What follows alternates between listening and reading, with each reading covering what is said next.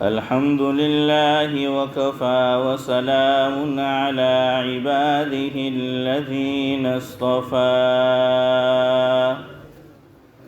أما بعد فقد قال الله تبارك وتعالى في القرآن المجيد والفرقان الحميد فأعوذ بالله من الشيطان الرجيم بسم الله الرحمن الرحيم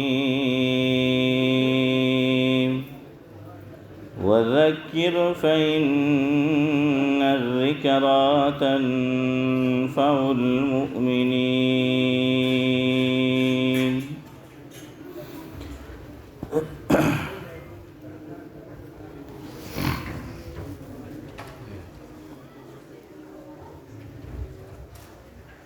ہے دعا خدا سے خصوصی کرم کرے، ہے دعا خدا سے خصوصی کرم کرے، دے زباں پر وہ بات جو دل پر اثر کرے۔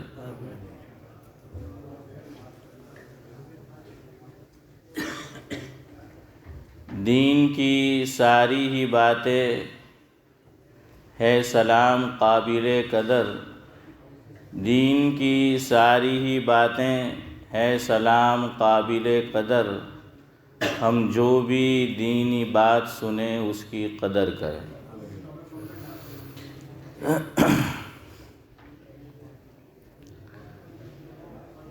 کچھ سوالات آتے رہتے ہیں رمضان المبارک میں، خاص طور سے زکوٰۃ کے تعلق سے، تو اس کا واسطہ ہم میں سے تقریباً ہر ایک کو پڑھتا ہے، آج نہیں تو کل پڑھ سکتا ہے۔ تو کچھ وہ باتیں، اور ایک سوال نماز کے تعلق سے کیا گیا ہے، قضا نماز وہ، اور پھر کچھ وقت رہا تو میراث کے تعلق سے جو مضمون میں نے شروع کیا تھا انشاءاللہ اس پر کچھ گفتگو کریں گے۔ سنیچر کے دن ظہر کی نماز کے بعد عورتوں میں جو میں نے دین کی بات رکھی تھی تو اس میں قضا نماز کے مسائل بھی ذکر کیے تھے، تو ایک بہت اچھا سوال کیا گیا جو جاننے سے تعلق رکھتا ہے، وہ اس مجلس میں نے ذکر نہیں کیا تھا۔ سوال یہ پوچھا گیا کہ جس کے ذمے قضا نمازیں ہو تو اسے نفل ادا کرنا، نفل نماز یہ بہتر ہے یا قضا پڑھنا یہ بہتر ہے؟ سوال کیا ہے کہ جس کے ذمے قضا نمازیں ہو تو وہ اپنی قضا نماز پہلے پڑھے، اس کی ادائیگی کرے، یا پھر یہ کہ نفل نماز پڑھے؟ قضا نماز، قضا کس کی ہے پہلے وہ سمجھے۔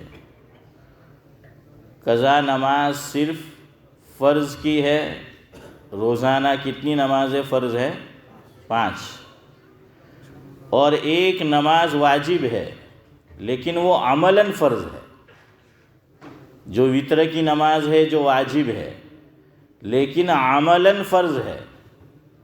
عملاً کا کیا مطلب کہ اگر کسی نے وتر کی نماز کو ادا نہیں کیا تو اسے زندگی میں وتر کی نماز کی قضا بھی کرنی ہے۔ سنت چھوٹی تو قضا نہیں ہے، نفل چھوٹی قضا نہیں ہے، لیکن وتر کی نماز کی قضا کرنی ہے۔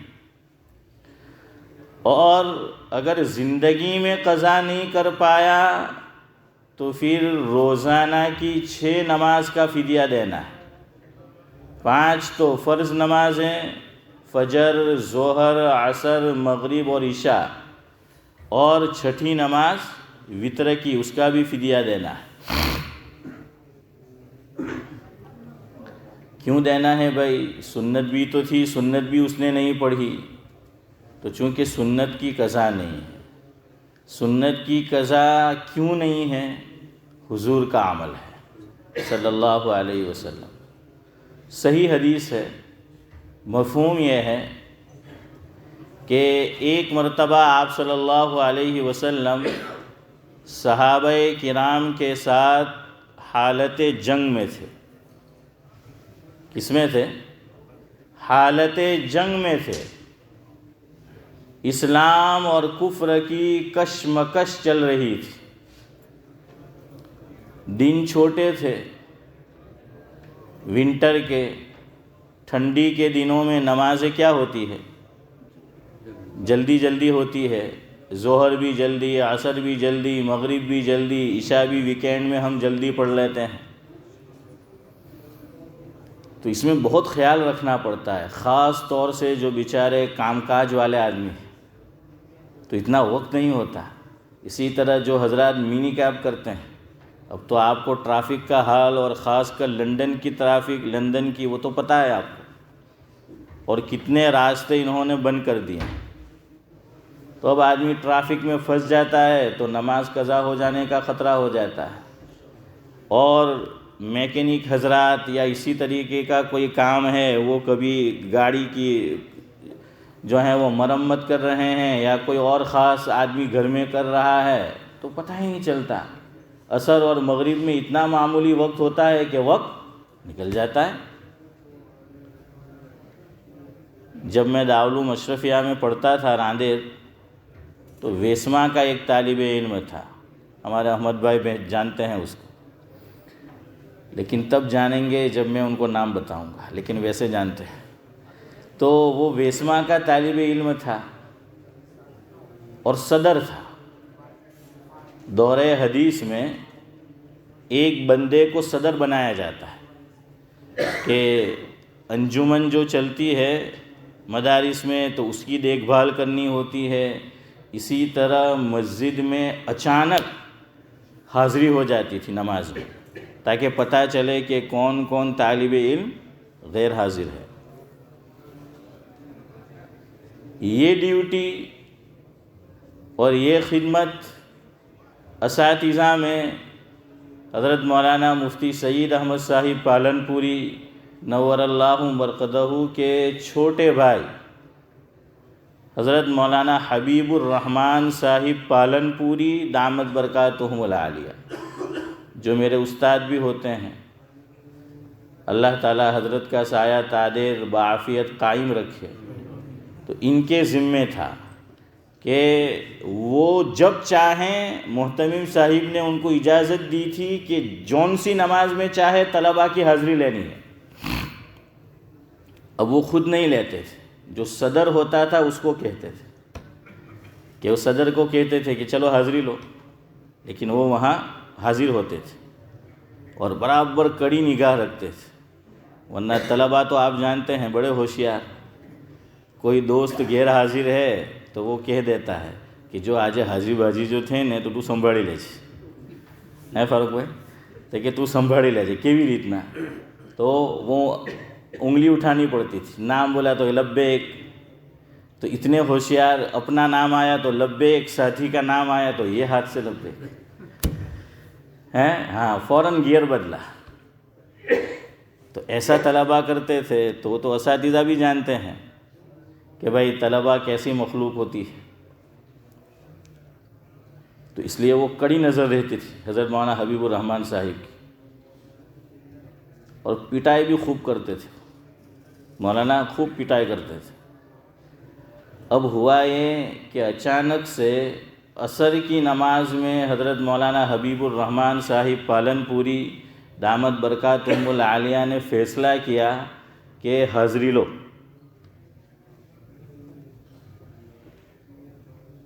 صدر صاحب کو بلاؤ۔ اب مدرسے میں یہ ہوتا ہے کہ دوپہر کو جو مدرسہ ہوتا ہے اس کے بعد 15 منٹ آدھا گھنٹہ وقفہ، اور پھر عصر، اور عصر کے بعد کھانا۔ وہ امتحان کا زمانہ تھا، تو وہ صاحب اور وہ ہمارے ساتھی مطالعے میں مشغول تھے، امتحان کی تیاری میں، اور وقت ٹھنڈی کا تھا، ونٹر کا مختصر وقت تھا۔ ایسا وہ مطالعے میں اس کا انہماک ہوا، منہمک ہوا، غرق ہو گیا کہ وقت کا پتہ ہی نہیں چلا کہ بھائی نماز کا وقت ہو رہا ہے۔ اب جو سب کی غیر حاضری لگاتا تھا آج اسی کی غیر حاضری لگ گئی ہے۔ اب مولانا بھی تعجب کرنے لگے کہ آج تو صدر صاحب ہی نہیں ہے، جس کو صدر بنایا تھا طالب علم کو وہی غائب ہے۔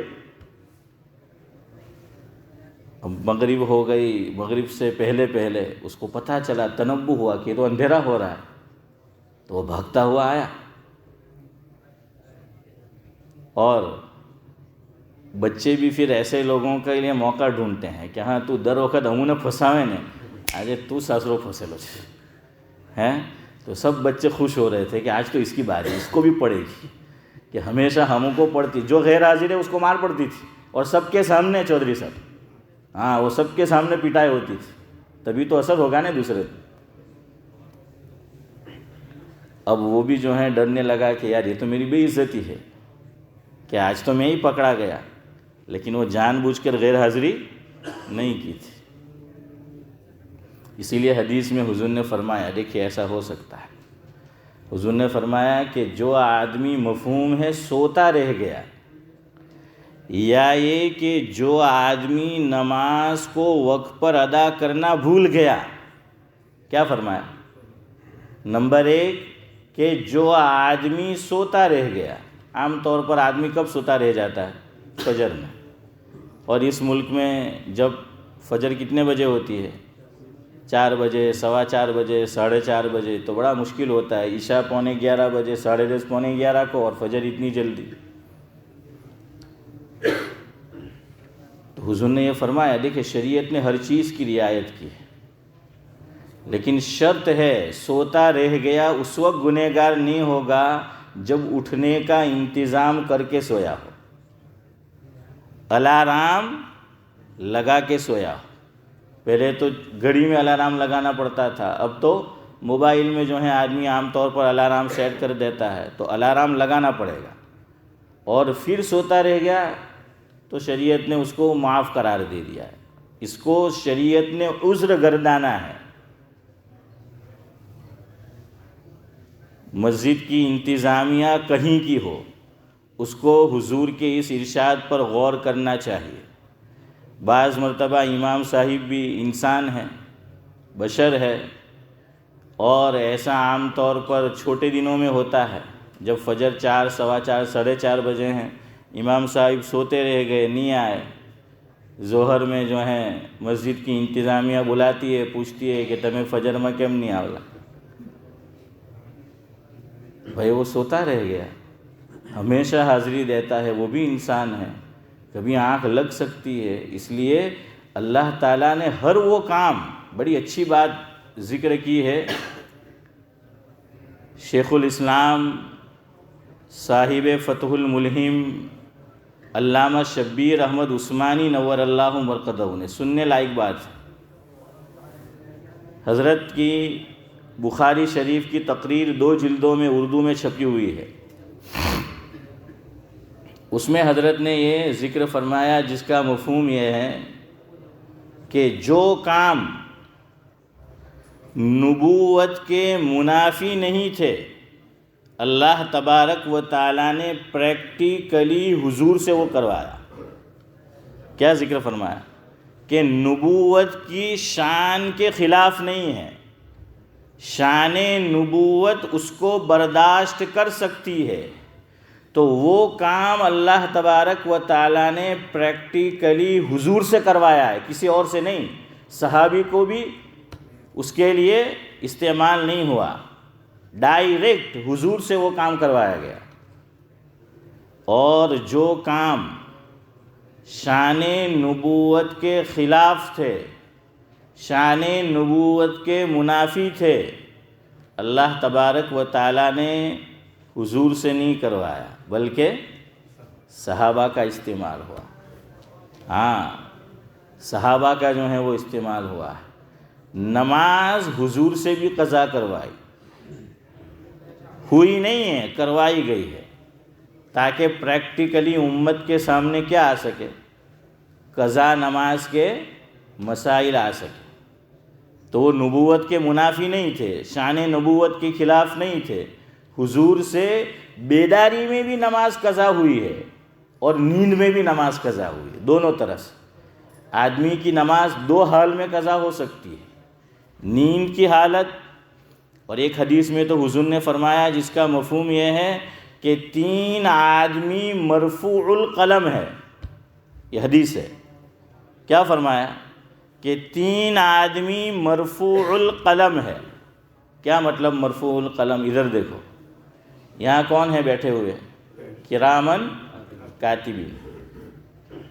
وہ ہمارا، میرا اور آپ کا ہر عمل کیا کرتے ہیں؟ لکھتے ہیں، ایڈٹ ہوتا ہے. ہر عمل، اچھا عمل یہ لکھتا ہے اور نامناسب عمل ادھر والا فرشتہ جو ہے وہ لکھتا ہے. تو ہر عمل ایڈٹ ہو رہا ہے، لکھا جا رہا ہے، سی سی ٹی وی میں یا کہہ لیجئے کہ کیچ ہو رہا ہے. تو حضور نے فرمایا کہ 3 آدمی مرفوع القلم، یعنی فرشتہ اس کا گناہ نہیں لکھے گا. اگر وہ نیک عمل اس سے نہیں ہوا وقت پر تو فرشتہ اس کا گناہ نہیں لکھے گا. 3 لوگوں کا یہ مطلب ہے کہ مرفوع القلم، لکھا کس سے جاتا ہے؟ قلم سے. اب آج آپ کہیں گے کہ بھائی کی بورڈ بھی ہوتا ہے، کی پیڈ بھی، ٹھیک ہے وہ، لیکن پہلے سے لکھنے میں کیا چیز استعمال ہوتی آ رہی ہے؟ قلم ہی ہوتی آ رہی ہے نا. قلم جو ہے وہ ہوتی آ رہی ہے. تو حضور نے فرمایا مرفوع القلم ہے، یعنی قلم ان پر سے اٹھا لیا گیا ہے. اٹھا لیا جانے کا کیا مطلب؟ کہ وہ لکھتا نہیں ہے، اس کا مطلب اٹھا لیا گیا. اس کو لکھنا تھا، نہیں لکھا، اٹھا لیا گیا. تو وہ مرفوع القلم ہے، یعنی اس کا گناہ، وقت پر جو کام اس کو کرنا چاہیے تھا وہ 3 آدمیوں نے نہیں کیا، اس کا گناہ ان کو نہیں ہوگا. وہ 3 لوگ کون ہیں؟ نمبر 1 بچہ. نمبر 1 بچہ. بچہ شریعت کی نگاہ میں وہ مراد ہے کہ جو نابالغ ہے. بعض مرتبہ بچہ جو ہے وہ بالغ ہو گیا لیکن ابھی عمر اتنی نہیں ہے، پھر بھی لوگ کہہ دیتے ہیں کہ ابھی کیا ہے؟ نادان ہے، بچہ ہے. بولتے ہیں نا کہ بھائی نادان ہے، ابھی تو بچہ ہے، ہو گیا اس سے. شریعت کی نگاہ میں بچے سے وہ بچہ مراد ہے کہ جو ابھی بالغ نہیں ہوا ہے. اور جیسے نبی معصوم ہوتا ہے، معصوم کا کیا مطلب؟ کہ اللہ تعالیٰ گناہ سے نبی کی حفاظت کرتا ہے. نبی کبھی گناہ نہیں کر سکتا. تو انبیاء معصوم اور صحابہ کرام محفوظ، یہ ہمارا عقیدہ ہے، یہ عقیدے کی بات ہے، یاد رکھنا. یہ اہل السنت والجماعت کا عقیدہ ہے اور پکا عقیدہ ہے کہ سارے انبیاء معصوم ہیں. اور علماء کی ایک جماعت نے تو یہاں تک تحریر فرمایا کہ نبوت ملنے سے پہلے بھی معصوم. نبی نبوت ملنے سے پہلے بھی معصوم ہوتا ہے. کیوں؟ یہ کرنا پڑتا ہے ورنہ لوگ نہیں چھوڑتے. بھائی مسجد میں امام بن گیا آدمی، عالم بنا، سب کچھ، اور مسجد والوں نے، بستی والوں نے امام رکھ لیا، لیکن اس نے بالغ ہونے کے بعد بڑے گل کھلائے تھے اور سب جانتے تھے معاشرے میں اس کو. اب وہ کوئی بات کہتا ہے دین کی اور کسی کو اچھی نہیں لگتی تو کیا بولتے ہیں کہ روا دینی میں مولوی بنوا پہلا ہوں کر لوں بدو ہمیں جانے تنے ہیں તારી લાઈફ કેવી રફ હતી ને તું હું કરતો હતો બધું અમને ખબર છે એમ કે ચડ્ડીમાં રમતો ત્યારને તને ઓળખે અમે بولتے ہیں نا. یہ مجھے آپ کو قرآن کی آیت سمجھانا ہے. اس لیے اللہ اکبر، اللہ تعالیٰ انبیاء کی کیسی حفاظت کرتا ہے، کیسی معصومیت. نبی جب نبوت کا اعلان کرتا ہے تو اس کی زندگی نبوت سے پہلے بھی کھلی کتاب کی طرح ہوتی ہے. اس لیے قرآن نے لفظ استعمال فرمایا کہ فَقَدْ لَبِثْتُ فِيكُمْ عُمُرًا مِّن قَبْلِ، کہ میں نے اپنی عمر کا ایک حصہ نبوت ملنے سے پہلے تمہارے درمیان گزارا ہے، میری زندگی نبوت سے پہلے بھی تمہارے سامنے کھلی کتاب کی طرح تھی، میرے کسی عمل پر تم انگلی رکھ کر دیکھو تو نہیں رکھ سکتے۔ اسی لیے دیکھیے حضور کا لقب نبی بننے سے پہلے کیا تھا؟ صادق اور امین تھا۔ نبی پہلے سے آئیڈیل ہوتا ہے، پہلے سے۔ اسی لیے وہ قصہ خالی اشارہ کر دوں، ذہن میں لاؤ کہ مشرکین مکہ میں اختلاف ہو گیا کس بات کو لے کر؟ حجر اسود کو لے کر، کہ حجر اسود کو نصب کرنا ہے، رکھنا ہے اس کی جگہ پر جہاں اس کا مقام ہے۔ اب وہاں تو قبائلیت چلتی تھی، آج بھی ہماری طرف انڈیا پاکستان راجہ رجواڑے جہاں ہے نا، اس خاندان سے آج بھی قبائلیت، اور قبائلیت میں جنگ آدمی بھولتا نہیں ہے، وہ چلتی رہتی ہے نسل در نسل یہ چیز۔ تو اب وہ جھگڑا ہو گیا، ہر قبیلہ چاہتا تھا کہ یہ اعزاز وہ حاصل کرے کہ حجر اسود کو نصب وہ کرے، لیکن اب تلوار میان سے نکلنے ہی والی تھی کہ کسی نے بہت اچھا مشورہ دیا کہ ایسا کرو، آج یہ کام ملتوی رکھو۔ اس سے ایک بات علماء نے لکھی کہ سیکھنے کی یہ بھی ہے کہ بعض مرتبہ جب بات بہت بگڑ جائے، کام بہت بگڑ جائے، فیصلہ اس وقت نہ رکھو، اسے ملتوی کر دو۔ کیا بولیں گے؟ پوسٹ پون، ہاں اس کو وہ کر دو۔ یہی چیز آپ نے عدالت میں بھی دیکھی ہوگی، اس لیے مشہور ہو گیا تاریخ پہ تاریخ، تاریخ پہ تاریخ ہے۔ وہ جو ہیں وہ فاروق بھائی بہت ہنس رہے ہیں، دیکھی ہوئی ہے۔ تو بہرحال جو ہے وہ وہاں بھی ایسا ہی جو ہے وہ ہوتا ہے۔ تو فرمایا کہ بھائی اس وقت اس کا فیصلہ نہ کرو، کیوں؟ لوگ جوش میں ہیں، جذبے میں ہیں، غصے میں ہیں، اب دو میں سے ایک کے خلاف تو فیصلہ آنے ہی والا ہے، ہوگا ہی دو میں سے ایک کے خلاف، تو اس کے خلاف ہے تو یہ نہیں مانیں گے، اور اس کے خلاف ہے تو یہ نہیں مانیں گے۔ تو بھائی بہتر صورت یہ ہے کہ اس کو کیا کر دو؟ ملتوی کر دو، جس کو ہمارے یہاں بولا جاتا ہے کہ کچھ وقت کے لیے ٹھنڈے بستے میں ڈال دو، کچھ وقت کے لیے۔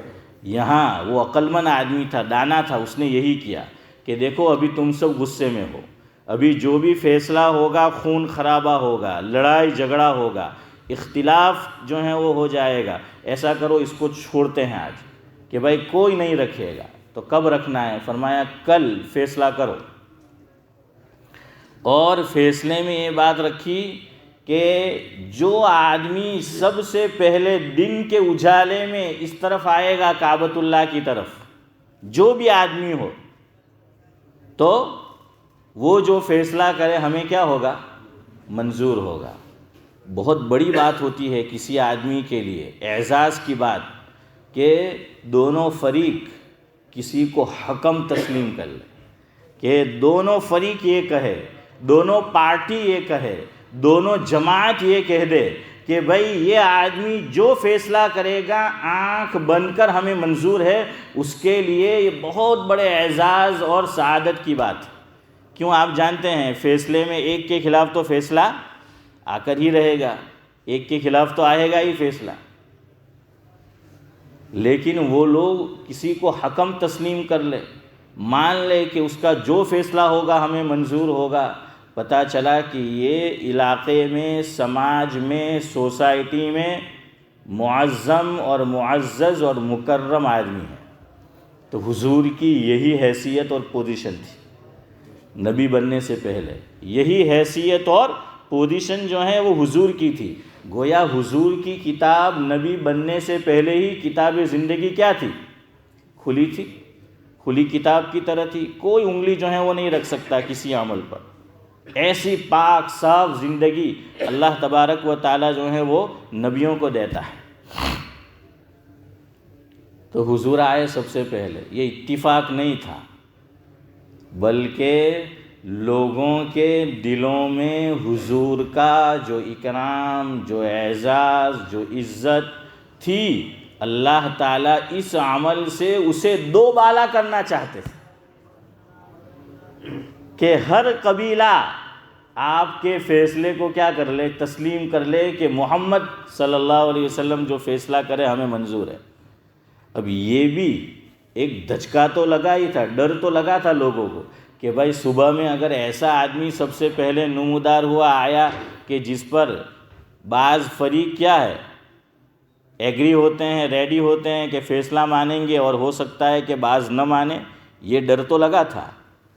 لیکن جب آپ صلی اللہ علیہ وسلم کو دیکھا تو سب نے یک زبان ہو کر بخوشی یہ فرمایا کہ محمد جو فیصلہ کریں گے ہمیں منظور ہے، ہمیں منظور ہے کہ بھائی یہ تو صادق اور امین ہے، اس کا فیصلہ ہمیں منظور ہے۔ یہاں رک کر ایک بات سمجھو، مفکر اسلام حضرت مولانا عبداللہ صاحب کاپود روی نور اللہ مرقدہ، اللہ تعالی حضرت کے درجان کو بلند سے بلند تر کرے۔ آپ میں سے بہت سے حضرات نے ان کی زیارت کی ہے، ہماری مسجد میں بھی ماشاءاللہ تشریف لائے ہیں، ان کا واعظ بھی سنا ہے۔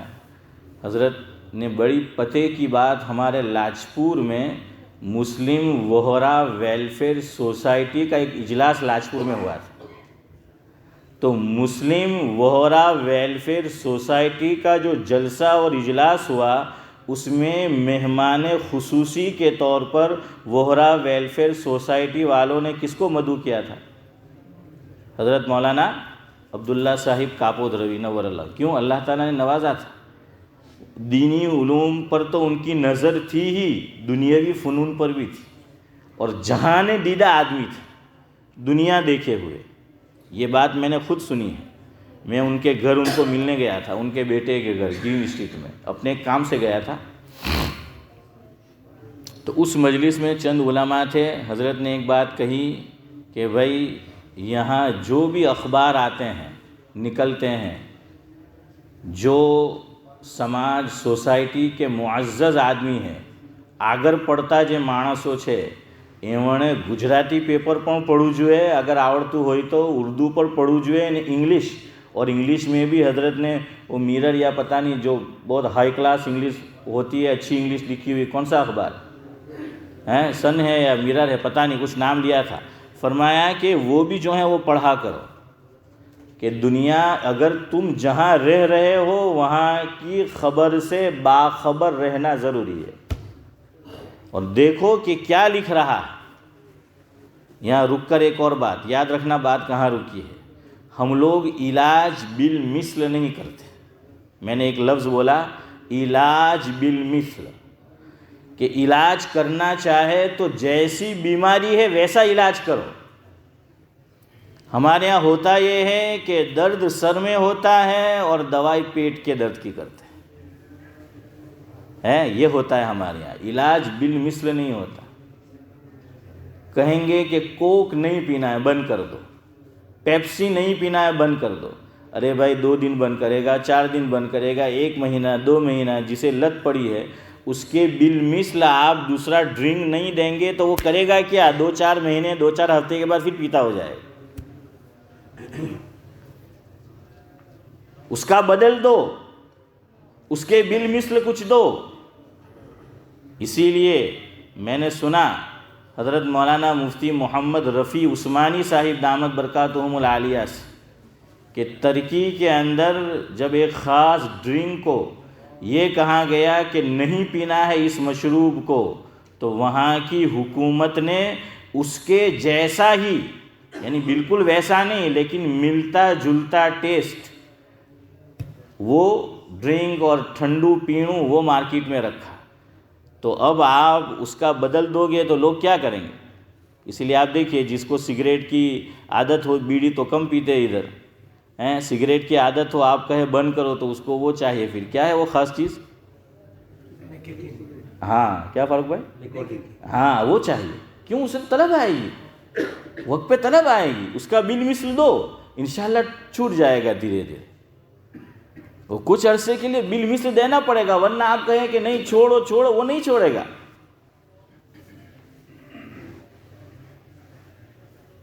ایک لڑکا بگڑ گیا ہے ماحول میں رہ کر، سماج میں رہ کر، سوسائٹی میں رہ کر، علاقے میں رہ کر، دعوت و تبلیغ میں بھیجو تب سدھرے گا۔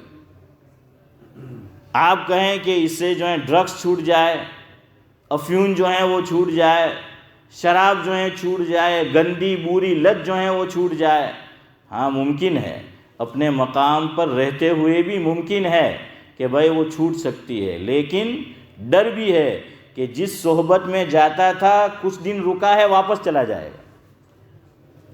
آپ کو روکنا ہے، اچھی صحبت دو، بھیجو دعوت و تبلیغ کے کام میں، وہاں اس کو مسجد کا ماحول ملے گا، نورانی ماحول جو ہے وہ ملے گا، ہے نورانی بھائی، نورانی ماحول جو ہے وہ ملے گا، اور انشاءاللہ قرآن و حدیث کی، دین کی باتیں کان میں پڑتی رہے گی، پڑتی رہے گی، پڑتی رہے گی۔ ہم نہیں دیکھتے کتنے شرابی، کبابی، جواری وہ آتے ہیں 40 دن چلہ لگا کر، 2-3 چلے لگا کر، الحمدللہ وہ زمین و آسمان کا ان کی زندگی میں فرق ہو جاتا ہے۔ کیوں؟ جیسا بنانا چاہتے تھے ویسا ماحول دیا گیا اس کو، یا پھر اسے مسجد میں لاؤ، جماعت میں نہیں بھیج سکتے، علماء کا درس ہوتا ہے اس میں جو ہے وہ بٹھاؤ، مسجد وار تعلیم ہوتی ہے، انگریزی میں تو انگریزی میں بٹھاؤ، اردو سمجھتا ہے اردو میں جو ہے وہ بٹھاؤ، اچھی صحبت جو ہے وہ اسے دو۔ اب وہ مسجد میں آتا ہوگا، دعوت و تبلیغ کے ساتھی کے ساتھ وہ بیٹھے گا پیسیج میں، انگریزی تعلیم میں، اب اس کے دوست بدلیں گے۔ اب دعوت و تبلیغ کے ساتھی جو ماشاءاللہ راہ راست پر ہے، دین کے راستے میں جو ہیں وہ لگے ہوئے ہیں، سیدھے پاٹ پر ہے، اس کی دوستی ان سے ہوگی۔ تو ہمارے یہاں علاج بالمثل نہیں ہوتا، اس لیے وہ چیز ٹیمپرری تو سکسیس ہوتی ہے، پرماننٹلی اس کا رزلٹ ہاتھ میں نہیں آتا۔ اس لیے آپ دیکھیں کتنے بچے پھر واپس کچھ عرصہ سدھرے، واپس اس طرف چلے جاتے۔ بہرحال میں آپ کو کہہ رہا تھا علاج بالمثل کی ضرورت۔ محمد بھائی پٹیل کاپودرا والے، فائلی ایونیو میں جب انہوں نے مکان خریدا تو حضرت مولانا مفتی سید احمد صاحب پالنپوری نور اللہ مرقدہ کی ان کے گھر پہ دعوت تھی کھانے کی،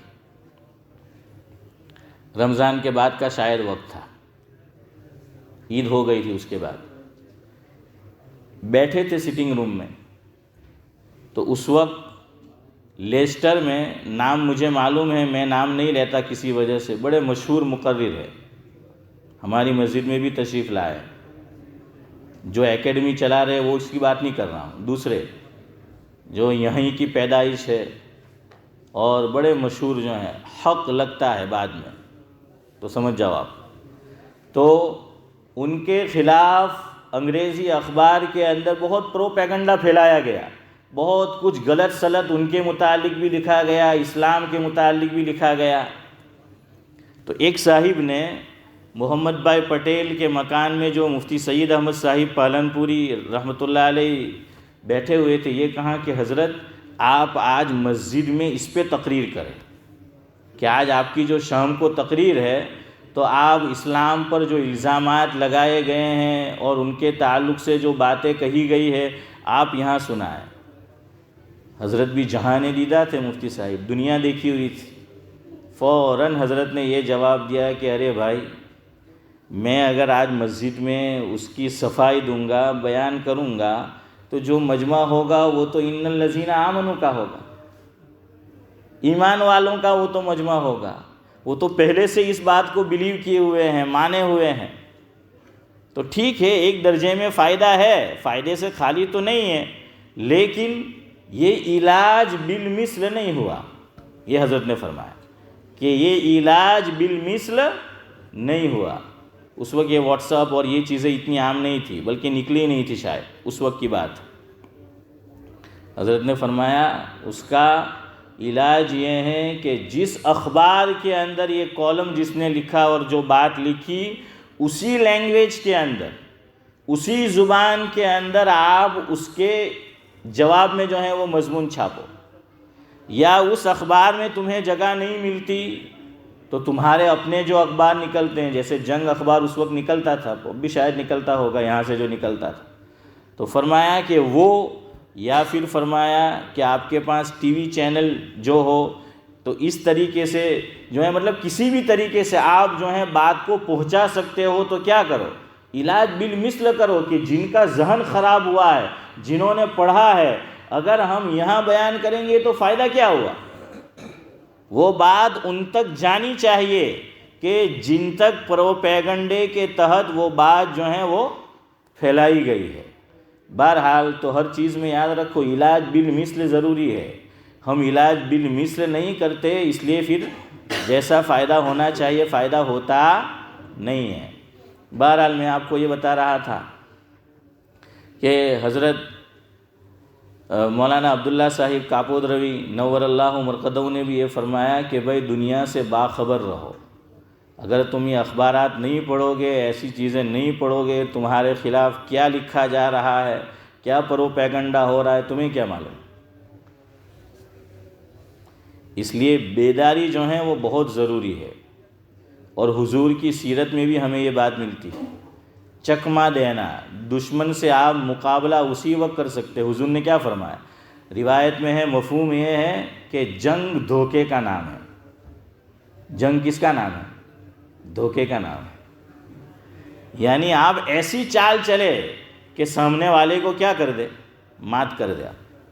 اپنے پتے کہتے ہیں نا کہ اپنے پتے دشمن کے سامنے نہیں ڈالنے کے، تم نے اپنے پتے ڈال دیے۔ جیسے آج کل ایک شور ہے ایک جگہ پر کہ سازش ہوئی کہ بھائی فلاں کو بتا دیا۔ ارے بھائی سازش کو کبھی بتایا تھوڑی جاتا ہے، سازش ہوئی ہوتی تو بتایا تھوڑی جاتا ہے۔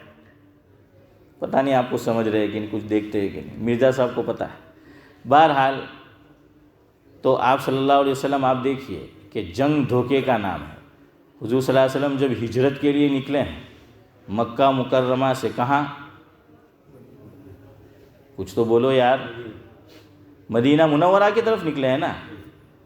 درمیان میں 3 راتیں کہاں گزاری ہیں؟ غارے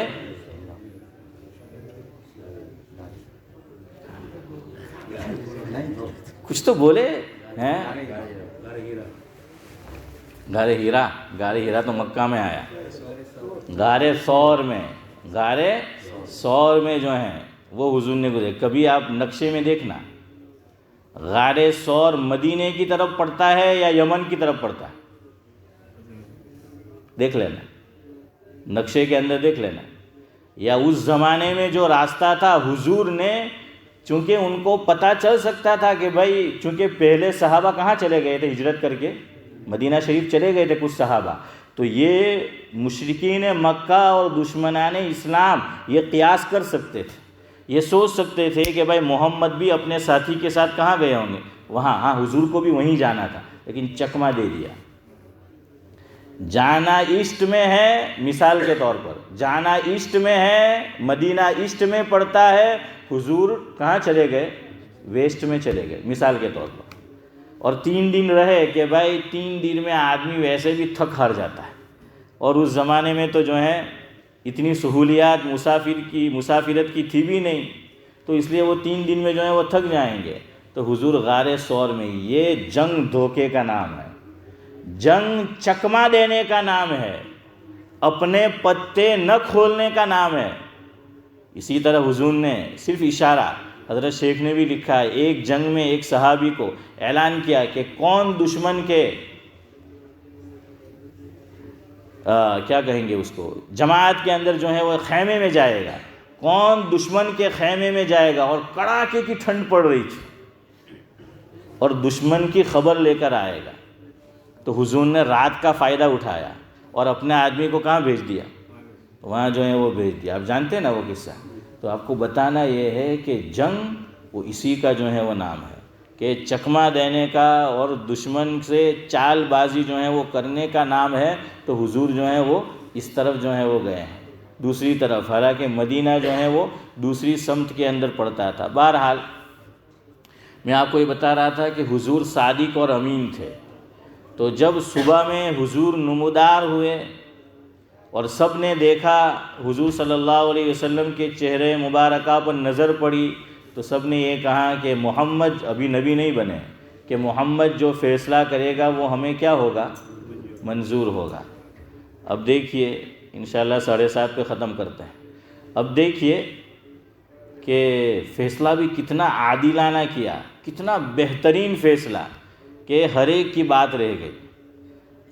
تو جو حکم جس کو بنایا جائے، جس کو فیصلہ کرنے والا، اس کو فوراً فیصلہ نہیں کرنا چاہیے، سوچ سمجھ کر، اور جہاں تک ہو سکے ایسا فیصلہ کرے کہ دونوں طرف بات کیا ہو، رہ جائے، یا پوری نہیں تو کم از کم کچھ نہ کچھ ایسا جو ہے وہ فیصلہ کرنا چاہیے۔ تو حضور نے کیسا فیصلہ کیا؟ اللہ اکبر! یہ کہاں، اچھا لوگ تو ریڈی تھے کہ آپ صلی اللہ علیہ وسلم خود جا کر اکیلے لگا دے اس کو، حضور یہ فیصلہ کرتے کہ یہ سعادت میں حاصل کروں، میں لگا دوں، تو سب کو منظور تھا۔ اور اس سے بڑی سعادت کیا ہوتی کہ حجر اسود جو جنتی پتھر ہے اس کو اس جگہ پر حضور نصب کر دیتے، لیکن نہیں، بڑے آدمی کا ظرف بھی بڑا ہوتا ہے، بڑے آدمی کا ظرف بڑا ہوتا ہے، اور بڑا آدمی جب اس کے ہاتھ میں قوت اور طاقت آتی ہے دشمن سے بدلہ نہیں لیتا۔ کچھ دشمن جانی ہوتے ہیں جن سے بہت خطرہ ہے، وہ الگ بات ہے، ورنہ یوسف علیہ السلام نے بھی کیا فرمایا؟ لا تثریب علیکم الیوم، کہ میں آج بدلہ نہیں لوں گا اپنے بھائیوں سے، کہ میں بادشاہ بن گیا ہوں، حاکم بن گیا ہوں، لیکن بڑے آدمی کا ظرف بڑا ہوتا ہے۔ کمیونٹی میں پرابلم اس وقت کھڑا ہوتا ہے چھوٹے ظرف کا آدمی بڑا بن جاتا ہے،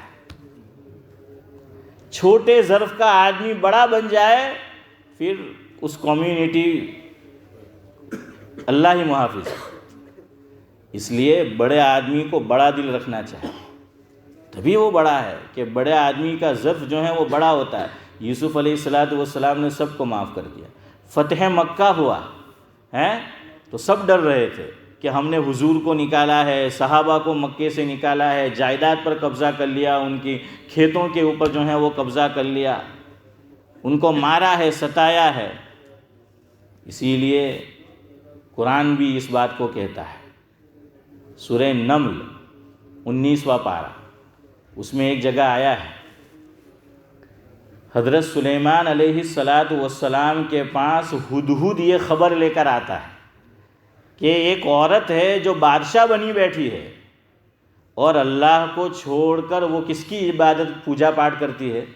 سورج کی۔ یہ 19ویں پارے میں۔ تو حضرت سلیمان علیہ السلام نے ہدایہ اور تحائف بھیجے کہ جاؤ اس عورت کو دے کر آؤ اور بلا کر لے کر آؤ یہاں، اور اسے کہے کہ عزت سے آ جائے۔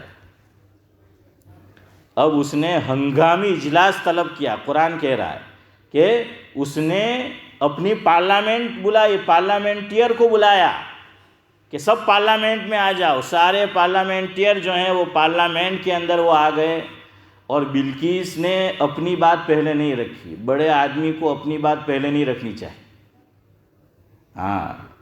یہ بھی لکھا ہے علماء نے، قرآن کی ایک ایک آیت سے اور تفسیر جو ہے مفسرین نے کیا کیا باتیں جو ہیں نکالی۔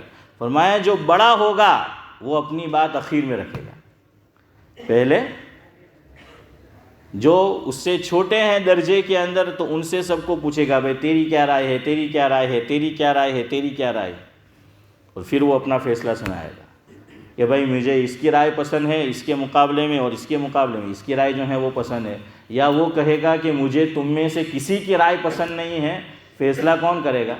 میں کروں گا۔ بلقیس نے یہی کیا، ملکہ جو سبا تھی اس نے یہی کیا۔ سارے پارلیمنٹیئر جو آئے پارلیمنٹ میں، انہوں نے مشورہ دیا کہ سلیمان علیہ السلام کے ملک پہ اور حکومت پہ دعویٰ بول دو، اور ان کو بڑا ناز تھا۔ قرآن نے یہ کہا ہے، انہوں نے اپنی قوت کا اظہار کیا ہے، قرآن میں آیت ہے کہ ہم تو بڑے طاقتور جو ہیں وہ لوگ ہیں، سلیمان ہمارے سامنے کیا ہے، ہمیں مقابلہ جو ہے وہ کرنا چاہیے۔ لیکن وہ عورت تھی لیکن بڑی سمجھدار۔